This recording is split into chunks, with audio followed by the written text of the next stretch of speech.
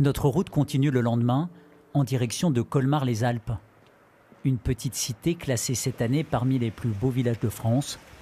Dans l'une de ses ruelles médiévales, une échoppe attire notre attention. C'est celle de Christelle, la costumière, qui crée ou restaure des tuniques historiques. On s'inscrit dans la matière. Voilà. C'est ça qui est... C'est émouvant en fait. D'autant plus que ces costumes sont utilisés régulièrement dans le village. Comme pour le tournage de cette série. Tiens, revoilà le cours sur pattes.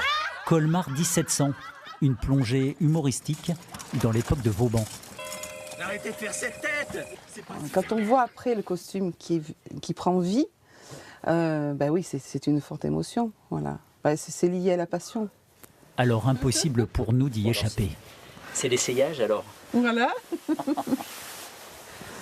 Par-dessus la doudoune. Oui. Et oui, parce qu'il fait froid. Ça glisse. Ils n'avaient pas de doudoune à l'époque. Non, mais vous voyez, les vêtements étaient assez bien étudiés.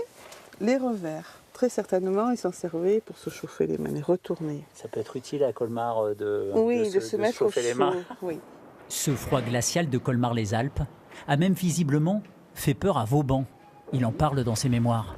Non, je n'irai pas à Colmar à cause des glaces. Et que je suis enrhumé, à tousser toute la nuit. Mais l'architecte a tout de même fini par venir et a laissé sa trace dans le paysage, avec 2 forts sur les hauteurs de chaque côté du village. Nous montons à l'un d'entre eux. À l'époque de Vauban, le fort de Savoie jouait un rôle de verrou à la frontière du royaume de Louis XIV. Ce qui explique aussi l'épaisseur du mur. Il y a une épaisseur à la base de 4 mètres pour vraiment se parer à d'éventuels tirs de canon. Voilà, c'est à l'épreuve de la bombe, on disait. Et effectivement, la frontière entre le royaume de France et les États de Savoie est juste à quelques kilomètres entre Colmar et Alos. Ce fort dissuasif, comme beaucoup d'ouvrages pensés par l'ingénieur militaire, ne sera jamais attaqué. Notre route se poursuit plus au sud, en direction d'Entrevaux. En marchant sur les traces de Vauban, nous allons faire une découverte insolite. Au milieu d'un village entièrement piéton. Ah oui, effectivement, c'est la caverne d'Ali Baba. Caverne d'Ali Baba, mais avec des motos. Avec des motos. Sur 3 étages, voici la collection exceptionnelle de Franck, un passionné qui a repris le flambeau de son père, une histoire de famille dédiée aux 2 roues. C'est incroyable, du sol au plafond. Ah là, jusqu'en haut. Sur 3 étages. Vous avez combien de motos 105. 105. Dans le musée. La plus belle pièce, celle que vous préférez? Celle que je préfère, c'est la moto sacoche. Moto sacoche? Je l'ai gardée plus de 20 ans dans mon salon, à la maison. L'année dernière, j'ai sorti, parce que j'ai enlevé une moto, j'ai mis ça là.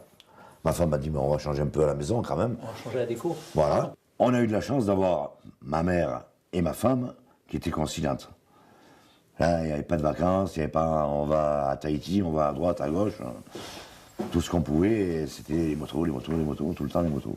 Ça, c'est quoi? C'est à vos enfants, ça? Ça, c'était à mes fils. Quand ils avaient 7-8 ans. Bon, à Noël, mon père ne savait jamais quoi acheter. On achète tout grand au petit. Bon, ce que tu veux pas. Ouais, c'est une moto. Hein. On partirait volontiers en balade avec Franck, mais c'est à pied que doit s'achever notre voyage, jusqu'en haut de la citadelle qui domine Entrevaux, accompagné par Gérard, un habitant du village. Il faut combien de temps pour monter Une petite montée tranquillement, 30 minutes. Voilà.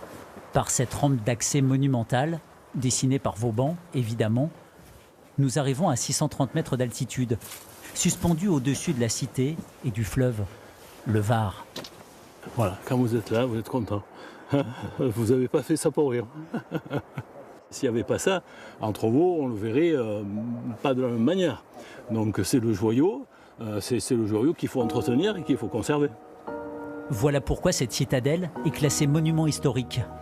Héritage d'un architecte qui, plus que quiconque, aura laissé sa marque dans le paysage.